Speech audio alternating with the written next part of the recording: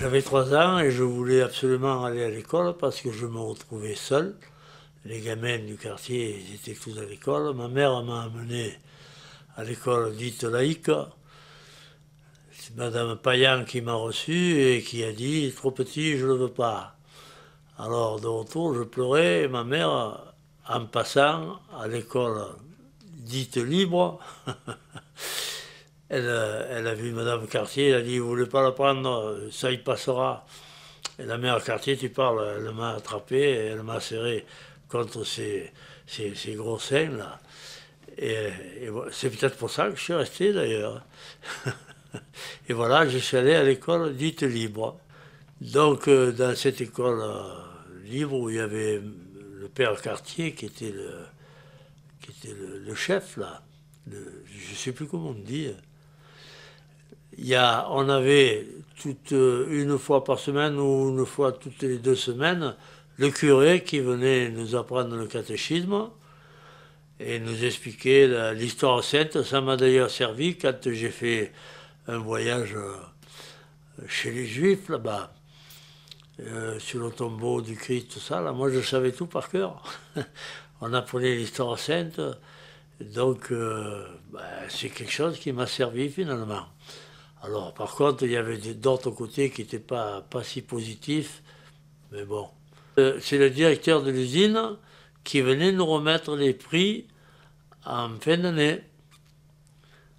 Alors, j'ai eu un premier prix une année, et j'avais pas compris ce que ça voulait dire. Premier prix je sais plus, je perds la mémoire. Donc, il avait fallu que je demande au prof là, ce que ça voulait dire. Je sais, premier prix je ne me rappelle plus. Bon, voilà. Et donc à l'école, c'était ça. Ben, j'ai eu le père Venet, le père Mouiren, le père Mouiren, je ne l'ai pas eu. J'ai eu le père Duvière, le père Cartier, l'autre, le petit, là, comment il s'appelait? Fraise. Fraise. Et la mère Cartier, bien sûr, Madame Sorgue, Monsieur Sorgue. Madame Sorgue, pardon, elle nous faisait rester tout pendant l'heure de cours, les bras croisés derrière le dos, pour qu'on soit bien droit, qu'on ne soit pas malade, je ne sais rien.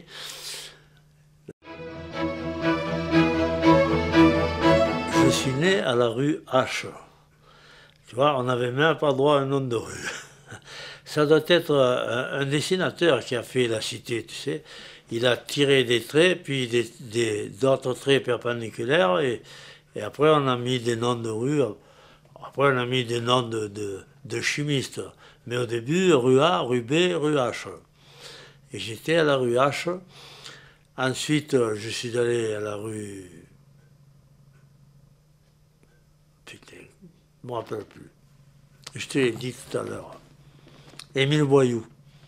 Je suis allé à la rue Émile Boyoux. Et bon, mon père travaillait avec beaucoup d'Arabes. C'était des Algériens, c'était comment c'est qu'on les appelle? Des Djibouti. Alors cela, toutes les années, j'avais droit à un cadeau. Alors c'était souvent un ballon de foot. Ce qui m'a permis de m'amuser comme ça dans la rue, d'attirer tous les jeunes de la rue. La plupart d'entre eux, ils jouaient déjà à l'Uescada, qui ne s'appelait pas l'Uescada d'ailleurs à l'époque. Alors il y avait les Pentado, il y avait Dobrovolski et l'autre, Joseph. C'était un Russe et un Polac. On se demande ce qu'ils faisaient là. Après, il y avait Escanès, Moreno, Montero, l'autre Pintado, et puis en dernier, il y avait encore un Polonais, Valoche, et un Italien, Calcagno. Voilà, la rue Émile Boyoux, ça. En face, là où il y a l'église, il y avait un terrain vague, et tous les jours, avant de descendre travailler à l'usine, tous ces joueurs là dont je t'ai parlé, c'est tous des joueurs de foot. Ils venaient me dire, oh José, amène ton ballon. Alors, on jouait et c'est comme ça que j'ai joué. Moi, j'avais 7 8 ans, à peine. Et je jouais déjà avec les joueurs de la première. C'est comme ça que j'ai jamais eu peur sur un terrain. Il y en a qui sont craintifs, tu vois. Et moi, à force de jouer avec eux, ils ne me faisaient pas de cadeau, hein, mais quand même, ils faisaient attention. Quand 1h10 sonnait, l'usine, oh, ça sonne! Il laissait tout, le ballon, il lâchait tout, il partait en courant pour pointer avant 1h30. Sinon, il te faisait sauter le quart d'heure, quoi. Et moi, je ramassais le ballon, je rentrais chez moi et j'allais à l'école.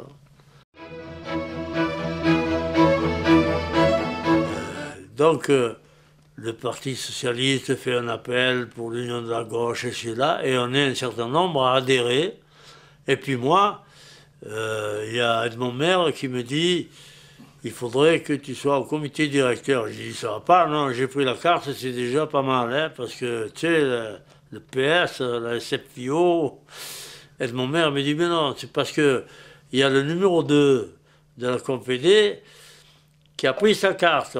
Et ils vont le mettre au comité directeur et il ne veut pas et moi non plus. Alors, on voudrait que... Voilà, moi j'ai servi. Donc j'y suis allé. Je suis allé au comité directeur et j'ai fait 1 ou 2 réunions et on a commencé à parler de l'Union de la gauche, l'Union de la gauche. Moi je suis allé voir le maire ici, M. Joseph, et je lui ai dit, voilà, le Parti socialiste a décidé de faire l'union de la gauche, c'est-à-dire l'union avec les communistes aux prochaines élections, etc. Voilà, je viens vous en informer. Et il me dit, mais moi, j'y vais plus. Oh là là, j'ai dit, comment on va faire? Et il me dit, mais moi, j'ai mon idée. Ah bon? Il me dit, ben, à la prochaine réunion du PS, je donnerai mon idée. Bon, on va à la réunion du PS. À l'époque, il y avait pas mal de monde, certainement plus que maintenant. Et le père Joseph qui dit, voilà, prochaine élection municipale, je ne me présente pas, je présente la candidature de José Escanès. Je le regarde, je dis, non mais oh, ah non, mais moi je ne sais pas ce que c'est. Je n'étais jamais allé à la mairie. Je me dis, mais qu'est-ce que c'est? Je vais être maire. Alors, j'y suis allé. J'ai une anecdote, je te la livre et tu fais ce que tu veux. Bon, j'ai été désigné. Le lendemain, je suis allé à la mairie, je suis allé voir ce que c'était la mairie. Je suis allé voir le secrétaire général qui était, je ne vais pas dire une grande gueule pour ne pas l'insulter, parce que je le respecte beaucoup. Mais enfin, il avait le verbe haut, tu vois. Et il me reçoit dans le couloir. On discutait et passe une jeune fille à côté. Voilà, monsieur Arnaud, j'ai fini. Et elle s'en va. J'ai dit, qui c'est ça? Oh, ça c'est une petite que quand on en a besoin, ben, on la fait venir, on lui donne un travail. J'ai dit, mais après? Ah ben après elle s'en va. Quoi? J'ai dit, appelle-la. Elisabeth, il gueule. Elle a fait, oui, elle revient. J'ai dit, venez avec moi. Je rentre dans un bureau, je dis, vous voulez dégager, s'il vous plaît? Je dégage les gens qui étaient dedans. J'ai dit, asseyez-vous. À partir d'aujourd'hui, vous êtes ma secrétaire. Vous n'y connaissez rien, moi non plus. Alors je vous avertis, vous ouvrez tout mon courrier, y compris les lettres de mes maîtresses. Mais si jamais un jour il y a quelque chose qui sort, vous êtes viré. Vous avez compris? Vous, monsieur, putain, il est fou, ce mec. Et j'ai eu une secrétaire extraordinaire, Elisabeth Pagliac, que tu dois connaître, qui est extraordinaire, cette fille. C'est une fille bien, quoi, voilà. Je suis fier d'avoir fait, tu vois, mais bon, j'ai rien fait d'extraordinaire. Mais par exemple, quand je suis arrivé, c'était l'usine qui gérait la cité. C'est eux qui s'occupaient de tout. De l'eau, de l'électricité, des poubelles, tout ça. Et ça, je ne pouvais pas l'accepter. comme j'étais élu du peuple, j'ai dit, il n'y a aucune raison pour que ce soit un privé qui gère ça. Alors, ça n'a pas été facile, hein. J'ai négocié pendant à peu près 1 an. Je me rappelle, j'amenais avec moi mon secrétaire général, qui est quelqu'un de très instruit, tout ce que tu voudras. Il était affolé quand je faisais les réunions avec les patrons en bas à l'usine. Lui, il regardait ça et il n'en revenait pas. Une fois, j'ai même surpris un des nouveaux patrons là, qui était à côté de celui qui était le patron des PCO, comment il s'appelait? Enfin, peu importe. Je l'ai surpris qu'il était en train de lui dire, il était syndicaliste, lui, il était délégué, lui, là. Et l'autre avait la tête, il lui faisait signe, ouais. Moi, ça me faisait rigoler. Il pensait avoir affaire encore au délégué du personnel, tu vois. Et je faisais tout pour dépasser ça. Je n'étais pas un délégué, j'étais pas leur délégué, j'étais pas leur employé, j'étais le maire. Et ça, je tenais à ce qu'ils le sachent. Et vraiment, je les ai un peu torturés. On a eu 3 ou 4 rencontres et finalement, bon, ça a marché, quoi. J'ai reçu un jour une délégation où il y avait un architecte, un psychologue, un ingénieur, puis je sais pas quoi, là. Ils venaient me voir pour les maisons, pour le prix des maisons, tout ça, là. Alors j'aime te dire que là, j'ai pas fait de cadeau, hein. J'ai cartonné, mais fort, fort, hein. Et ma foi, ça s'est pas mal passé. Et donc, ils ont fait les prix, et je les ai secoués vraiment, hein, pour que les prix soient normaux. Et un beau jour, je vois arriver un de nos amis que tu connais bien, et qui me dit, il y a le percepteur qui vient de l'imposer, tu vois, le prix de la maison, il pensait qu'il n'était pas assez élevé, donc il fallait payer davantage. Moi, je téléphone au directeur des services fiscaux à Digne, et le directeur, il me dit, mais votre percepteur, il a raison, hein. C'était celui de Sisteron, tu sais, c'était un type qui était... Il faisait son boulot, hein. Et il me dit, il a raison, parce qu'il faisait le prix en fonction de ce qui avait été vendu avant. Et donc, il se rapprochait, il faisait une moyenne, tu vois, et il se rapprochait de ce prix-là. Et comme moi, j'avais obtenu à moitié prix, pratiquement, ça ne pouvait pas marcher. Alors, qu'est-ce que j'ai fait?